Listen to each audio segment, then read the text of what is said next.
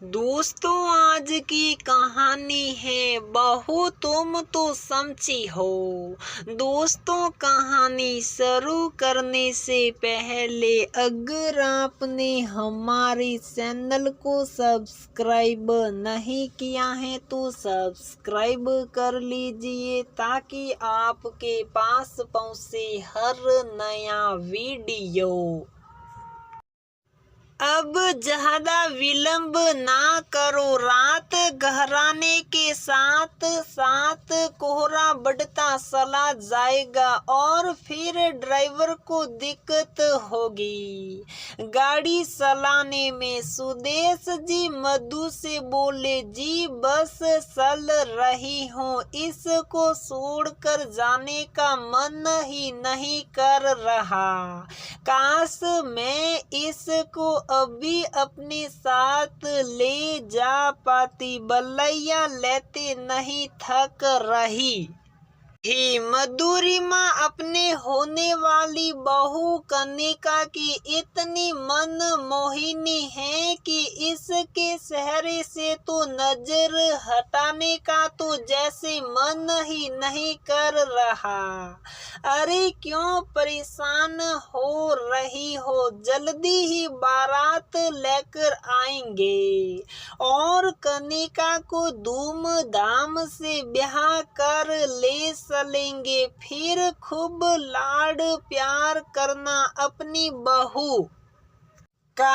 और फिर तुम्हारा ये हाल है तो जरा नवीन से भी पूछ लो कि उसका मन क्या कह रहा है। और नवीन तो जैसा कनिका की आंखों में डूब ही जाना चाहता था। कैसे कटेंगे शादी तक के दिन तुम्हारे बिना। मेरे भी तो यही हाल है। जल्दी ही आइएगा बारात लेकर। कनिका लाज से शर्माते हुए बोली।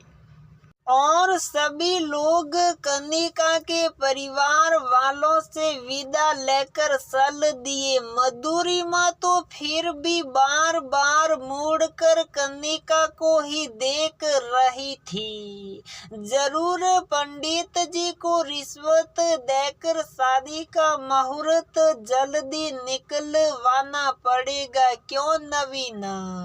सुदेश ने नवीन को छेड़ते हुए कहा, अरे तेरी माँ को देखने के बाद मेरा भी यही हालत थी। मैंने तो तेरे बाबा को बिना बताए पंडित जी से कहलवा दिया कि 15-20 दिन तक ही इन दोनों की शादी का मुहूर्त है, वरना साल भर तक इंतजार करना पड़ेगा। और पापा ने हम लोगों की शादी जल्दी से जल्दी करवा दी।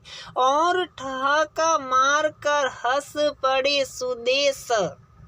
आप भी बस बच्चों के साथ बच्चे ही बन जाते हैं। और क्या मैं तुम्हें बूढ़ा नजर आता हूँ? अच्छा, बाल रंग लेने से कोई जवान बन जाता है क्या भाई? मैं तो बाल वाल का तो कुछ नहीं जानता, लेकिन मैं दिल से तो आज भी जवान हूँ। कहो तो फिर से तुम्हारे साथ साथ फेरे ले लूं।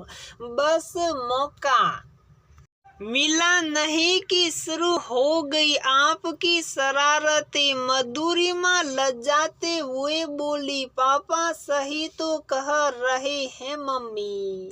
मेरे पापा आज भी स्मार्ट और हैंडसम लगते हैं। इसी तरह से हंसते मुस्कुराते ठहाका लगाते हुए सब लोग घर पहुंच गए। मधुरिमा और सुदेश ने पंडित जी से कहकर शादी का मुहूर्त भी अति शीघ्र निकालवा लिया और फिर घोड़ी चढ़कर बारात लेकर पहुंच गया नवीन कनिका के घर। किसी अप्सरा से कम नहीं लग रही थी कनिका और नवीन भी शेरवानी में किसी राजकुमार सा प्रतीत हो रहा था, जैसे राम सीता की जोड़ी परमात्मा ने खुद अपने हाथों से बनाई। बेटी वालों ने घर को भी किसी राजमहल से कम नहीं सजवाया था। घर के हर कोने में मंगल कलश रखे हुए थे। आम की सुंदर वंदनवार अलग ही सटा बिखेर रही थी। स्वागत की बहुत ही सुंदर व्यवस्था। कनिका और नवीन ने एक दूसरे को जयमाला पहनाकर वर्ण कर लिया और दुल्हन बनकर आ गई। कनिका नवीन के द्वार देख नवीन, मेरी बहू से कभी ऊंचे स्वर में बात ना करना और ना ही उसको तंग करना। मधुरिमा लाड से कनिका का चेहरा देखते हुए मुस्कुराकर नवीन से बोली। इतना सुनकर तो कनिका खूब मन ही मन मुस्कुराई। अब तो कनिका को जब भी नवीन को छेड़ने का मन करता, कनिका कहती, खबरदार जो मुझसे कुछ कहा अभी सासू माँ को बुलाती हूँ। और सच में चिल्ला पड़ती, सासू माँ देख लीजिए ये परेशान कर रहे हैं। क्यों परेशान कर रहा है मेरी फूल सी लाडो को?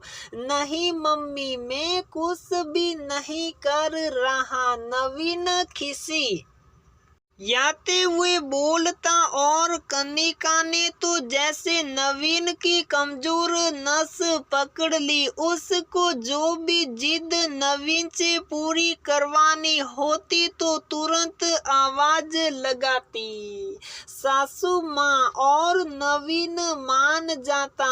ऐसे ही एक दिन कनिका का पिक्चर देखने का बहुत मन कर रहा था और नवीन से बोली, मुझे आज पिक्चर देखने चलना है। मैं तो नहीं जा रहा। नवीन भी कनिका को चिढ़ाने के लिए बोलता, अभी जाकर कहती हूँ सासू माँ को। और नवीन ने जल्दी से कनिका का मुंह बंद कर लिया। अभी बताता हूँ तुम्हें सासू माँ की समझी।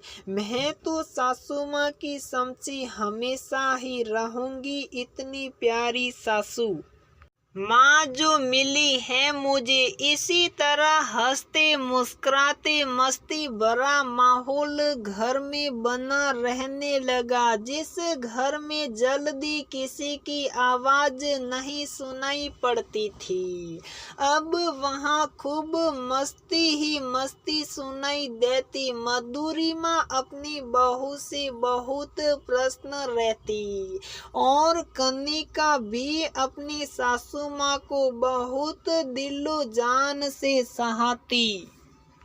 तो दोस्तों, हमारी ये कहानी यहीं पर समाप्त होती है। अगर आपको हमारी ये कहानी पसंद आती है तो प्लीज़ वीडियो को लाइक करें, शेयर करें और हमारे चैनल को सब्सक्राइब ज़रूर करें।